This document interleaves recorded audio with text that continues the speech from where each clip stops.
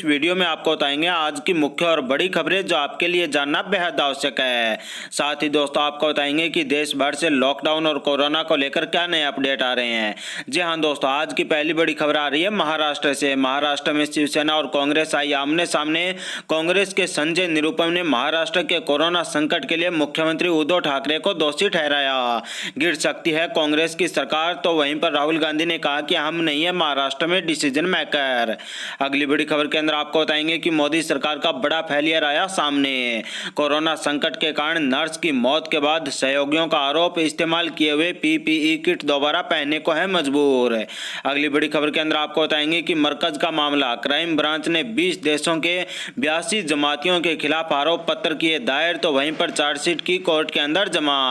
अगली बड़ी खबर के अंदर आपको बताएंगे कि सुप्रीम कोर्ट ने प्रवासी मजदूरों की दुर्दशा के ऊपर मोदी सरकार को लगाई फटकार, कहा कि तुरंत कदम उठाए। अगली बड़ी खबर के अंदर आपको बताएंगे कि 2 दर्जन से अधिक कोरोना के मामलों के अंदर 11 आदेश। गुजरात हाई कोर्ट ने भारतीय जनता पार्टी की सरकार को किया कटघरे में खड़ा। जी हां दोस्तों, एक एक करके आपको सभी खबरें विस्तार से बताएंगे। उससे पहले दोस्तों, अगर आप देश के अंदर निष्पक्ष पत्रकारिता का समर्थन करते हो तो इस वीडियो को लाइक करें और लाल बटन दबाकर चैनल को सब्सक्राइब कर लें, जिससे कि देश के अंदर हमारे जैसे पत्रकार जो निष्पक्ष पत्रकारिता करते हैं उनका मनोबल बढ़े और वो देश के अंदर ज्यादा से ज्यादा निष्पक्ष पत्रकारिता करके देश की गरीब जनता, किसान, मजदूर, छात्र, बेरोजगारों के हितों की आवाज उठा सकें। आज की पहली बड़ी खबर आ रही है महाराष्ट्र सरकार को लेकर। जी हां दोस्तों, आपको बता दें कि कांग्रेस के संजय निरुपम ने महाराष्ट्र के कोरोना संकट के लिए मुख्यमंत्री उद्धव ठाकरे को दोषी ठहराया, तो वहीं पर राहुल गांधी ने कहा कि हम नहीं है महाराष्ट्र में डिसीजन मेकर। जी हां दोस्तों, आपको बता दें कि कांग्रेस के नेता संजय निरुपम ने महाराष्ट्र में कोरोना के संकट के लिए मुख्यमंत्री उद्धव ठाकरे को दोषी ठहराया है और निरुपम ने उद्धव के ऊपर गठबंधन के सहयोगी दलों से संवाद नहीं करने का आरोप लगाया है। गौरतलब है कि संजय निरुपम पहले शिवसेना के अंदर थे, बाद में कांग्रेस का दामन थाम लिया था। गौरतलब है कि राहुल गांधी की ओर से कांग्रेस के महाराष्ट्र के गठबंधन सरकार में प्रमुख डिसीजन मेकर नहीं होने संबंधी बयान के बाद संजय निरुपम की इस टिप्पणी ने उद्धव ठाकरे सरकार के भविष्य को लेकर संशय की स्थिति पैदा कर दी है। संजय निरुपम ने कहा कि मुख्यमंत्री को मीडिया से अधिक अपने गठबंधन सहयोगियों के साथ संवाद करना चाहिए। कांग्रेस के पूर्व सांसद ने कहा कि मुख्यमंत्री जनता से बात करते रहते हैं, अगर वह अपने गठबंधन सहयोगियों के साथ नियमित रूप से समान विचार विमर्श कर सकते हैं तो 60 दिनों के अंदर 60 फ्लॉप शो नहीं करने पड़ते। कांग्रेस के नेता संजय निरुपम ने कहा कि वे रोज अपने फैसले बदलते रहते हैं और ऐसे फैसले जो देरी से लिए जाते हैं वो अक्सर गलत होते हैं और इसका नतीजा ये हुआ कि महाराष्ट्र के अंदर लगातार कोरोना का संकट बढ़ता ही जा रहा है। आपको बता दें दोस्तों कि उद्धव ठाकरे की शिवसेना और कांग्रेस पार्टी आमने सामने आ चुके हैं और अब शिवसेना, कांग्रेस और एनसीपी के गठबंधन की सरकार के ऊपर संकट के बादल मंडराते हुए दिखाई दे रहे हैं।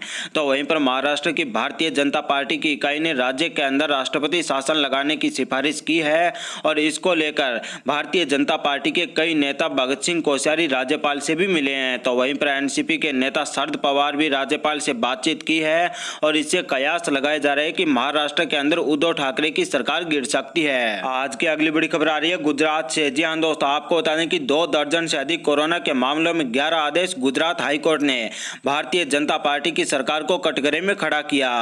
जी हां दोस्तों, आपको बता दें कि पिछले शुक्रवार 22 मई को गुजरात हाईकोर्ट तब सुर्खियों के अंदर आया जब अहमदाबाद सिविल अस्पताल की हालात काल कोठरी जैसी बताई थी और उन्होंने कड़े शब्दों में गुजरात सरकार को फटकार लगाई थी। लेकिन 2 महीने पहले भारत के अंदर कोरोना का प्रकोप फैलने के बाद से यह पहला मौका नहीं था जब गुजरात हाईकोर्ट ने राज्य सरकार, केंद्र सरकार और निजी अस्पतालों को फटकार लगाई हो। आपको बता दें दोस्तों कि गुजरात हाईकोर्ट के द्वारा अब तक कोरोना को लेकर 11 आदेश जारी कर दिए गए हैं और यह पहला हाईकोर्ट है जिसने मार्च 13 को कोरोना को लेकर वैश्विक महामारी को लेकर एहतियाती उपायों का स्वतः संज्ञान लिया था और जब प्रदेश के अंदर एक भी केस का पता नहीं चला था। तो वहीं पर आपको बता दें दोस्तों कि गुजरात हाईकोर्ट के द्वारा गुजरात सरकार और साथ ही साथ केंद्र की मोदी सरकार के ऊपर जांच करने के लिए एक जांच समिति का गठन किया है और ये जांच समिति के द्वारा जांच किए जाने के बाद अपनी रिपोर्ट कोर्ट के अंदर पेश की जाएगी, जिनके अंदर गुजरात सरकार के साथ साथ अहमदाबाद हॉस्पिटल की भी जांच की जाएगी और जिनको दोषी पाया जाएगा उनको सजा दी जाएगी। आज की अगली बड़ी खबर आ रही है मोदी सरकार को लेकर। जी हां दोस्तों, मोदी सरकार का बड़ा फेलियर आया सामने।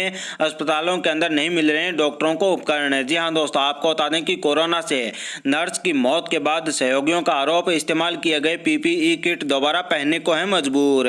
जी हाँ दोस्तों, आपको बता दें कि दिल्ली के एक निजी अस्पताल के अंदर कार्यरत एक नर्स की मौत संक्रमण के कारण हो गई है और इनकी पहचान 46 वर्षीय अंबिका पीके के रूप में हुई है और वह कालरा अस्पताल के अंदर कार्यरत थी और उनका इलाज दिल्ली के सफदरगंज अस्पताल के अंदर चल रहा था, जहां उन्हें 24 मई को दम तोड़ दिया है।